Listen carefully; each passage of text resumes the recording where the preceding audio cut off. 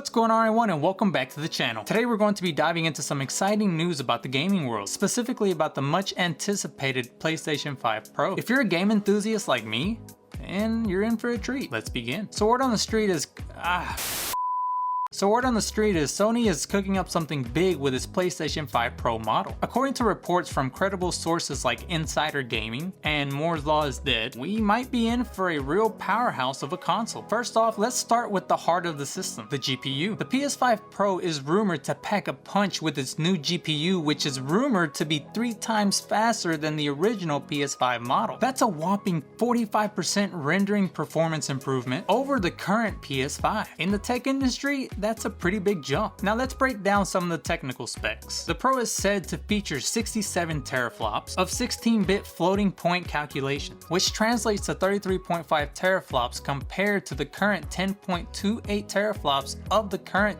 PS5 system. What does that mean for us? Well, it means smoother gameplay, faster loading times, and mind-blowing graphics. But wait, there's more. Sony seems to be stepping up its game in the ray tracing department as well, with the PS5 Pro potentially offering 3 times the ray tracing performance of the original PS5. Get ready to immerse yourself in visuals like you've never seen before. And with the rumored PSSR, PlayStation Spectral Super Resolution, we could see some serious improvements in image upscaling, similar to Nvidia's DLSS or AMD's FSR. I don't know about you, I'm hyped for the 8K gaming experience. But it's not just about graphics. The PS5 Pro is rumored to come out with some additional bells and whistles. Not literally, of course. We're talking about a possible redesign and support for a detachable disk drive, faster system memory, and upgraded audio hardware for a more immersive gaming experience. Plus, let's not forget about that high CPU frequency mode, giving us about a 10% boost in performance. Isn't it like music to a gamer's ear? Now I know what you're thinking. When can we get our hands on this beast? Well, if reports are to be believed, we might see the PS5 Pro on the shelves for the holiday season of 2024. That'll be here before you know it. So if you already have a PS5,